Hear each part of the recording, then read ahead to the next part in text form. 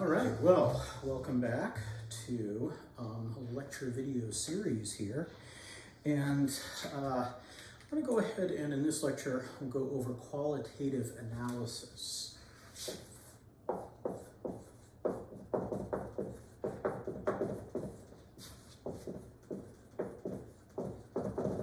And specifically, this is qualitative analysis of typically cation solutions, but you can also have anion solutions as well.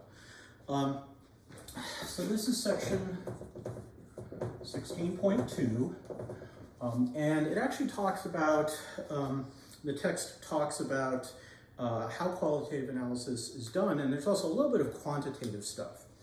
Anyway, the idea is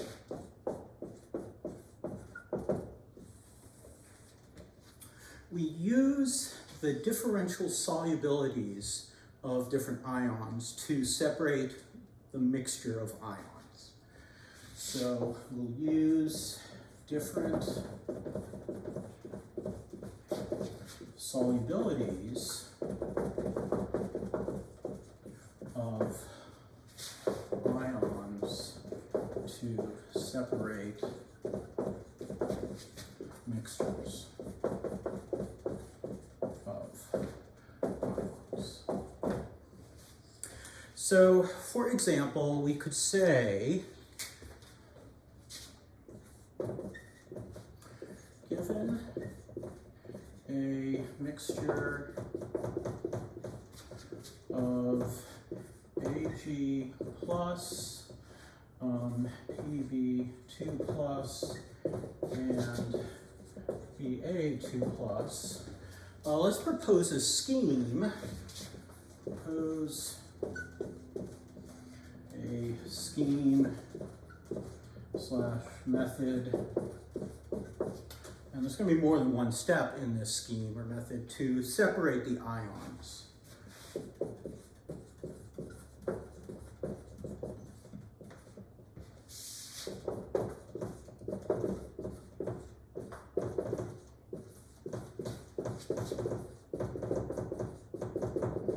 And that's going to be done via precipitation.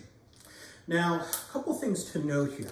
If you go ahead and take a look at the solubility rules, so we know that BaCl2 is soluble. We can also look at the solubility rules and see that PbCl2 is slightly soluble. And lastly, AgCl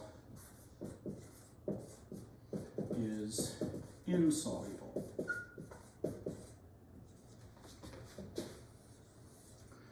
From Chem 1A, Chem 1A solubility. And if you want, you can actually look up the KSPs, and you see that barium chloride isn't in the table, so we know it's soluble. Lead 2 chloride has a KSP of 1.6 times 10 to the minus 5, and silver chloride has a KSP of 1.6 times 10 to the minus 10. Now you could go ahead and do the solubility calculation, and you'd see that silver chloride solubility is around 10 to the minus 5 molar, whereas the solubility of lead chloride is around 0.05 molar. So, you know, it's 5 times 10 to the minus 2 molar, approximately. And we also know that usually when we heat things up, we can increase the solubility of a solid ionic solute. So we're going to take those into consideration and come up with a scheme whereby we can separate things. And then we'll take a look at how you would apply that scheme to doing some unknowns. So let's go ahead and take a look at that.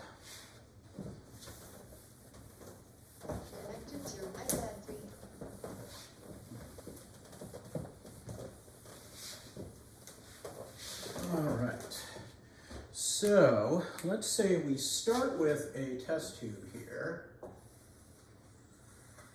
And in this tube, we have Ag plus, Pb2 plus, Ba2 plus.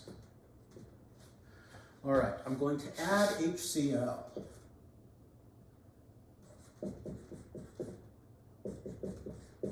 I could just add sodium chloride if I wanted to, but we'll do hydrochloric acid. And what I find I get is I'll go ahead and I'll get a precipitate here. So I'm going to abbreviate that PPT for precipitate. And that's HECl solid plus, not BP, PB plus PbCl2. PbCl2 solid. Okay, and then my barium is still floating around, and there'll probably be some chloride floating around as well, but we'll just leave the barium there. So I'm going to decant this.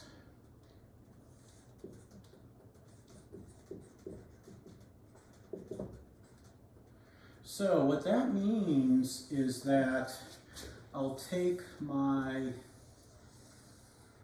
liquid here, and this just has barium. Okay, now my precipitate here, I'll go ahead and I'll add water. I'll mix it and heat it. Add H2O and heat. And then what I'll get now is I should get my lead chloride, because it's slightly soluble. If I heat things up, we can get it to dissolve. I should get my Pb2 plus in solution, and my silver chloride is the precipitate there. And now I can decant that again.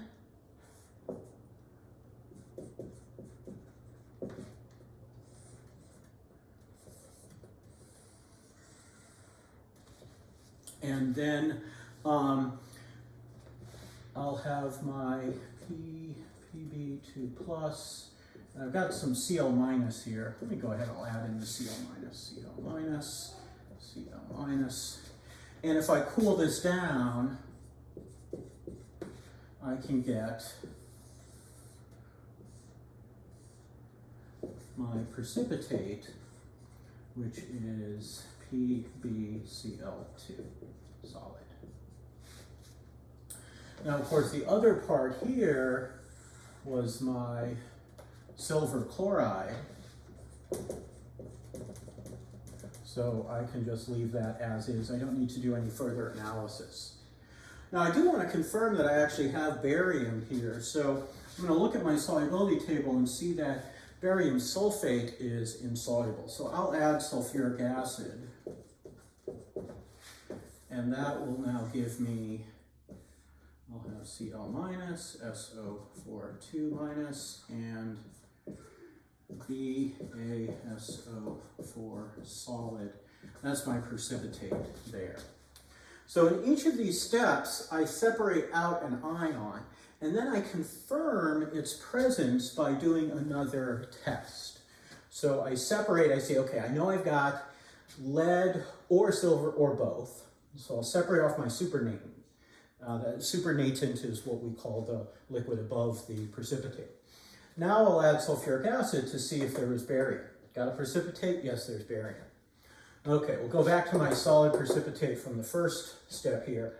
I'll add water and heat it up, maybe stir it up a little, and then I can centrifuge and get the solid. But the lead should dissolve, and the lead chloride will dissolve. Then I can decant. I know my solid here is going to be from silver chloride. But now if I cool down the supernatant, I should get that to precipitate again, and we should get solid lead chloride. So that's what we would expect if we had all three, Ag plus, Pb2 plus, and Ba2 plus. So you'll do something like this in the lab, and you'll also have to do this for an unknown. So you can go ahead and pause and do a screenshot of this or something, copy it down. So let's go ahead and take a look at what happens if we have an unknown.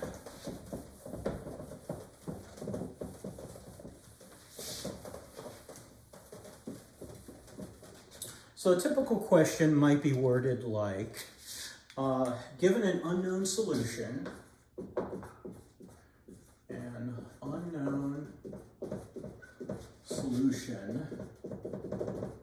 that contains some combination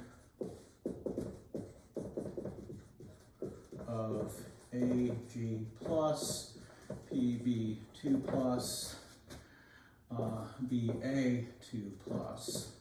Determine which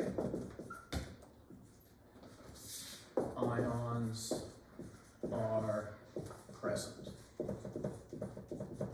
And it's possible that there could be, that none of the ions could be present. So that is a possibility. So let's just say in this case, I'll take my unknown, just call it U and K here for unknown. Well, what did I do last time? I added HCl. Well, let's see. Now, if I get a precipitate, and it turns out in this case I do, then my precipitate could be silver chloride, it could be lead chloride, it could be both silver and lead chloride. So let's go ahead and decant. And we'll take my liquid here. Now I have to check this liquid because it may be water. There may not be barium present, but maybe there is barium. So I'm going to check it by adding H2SO4. And in this case, I get a precipitate. So that means that barium is present. So Ba2 plus present. Okay. Now I'll return to my decanted, my precipitate here, just the solid, and I will add H2O and heat. And I see here that I have no precipitate. So with no precipitate, that means that this precipitate had to have been lead chloride. So Pb2 plus present, no Ag plus. Okay, so I would say then that this unknown contains barium 2 plus, lead 2 plus, and no silver plus. Now there are some flow charts in the text, figures 16.1 and 16.2 if you want to look at those. But that's essentially how a relatively short qualitative analysis would go. And so you'll get to try this out on, excuse me, on Beyond Labs. And you know, if you have any questions, I can help you out with that. All right, so that's it for today. And until next time, I will see you at the Great House with the white tree. Stay safe.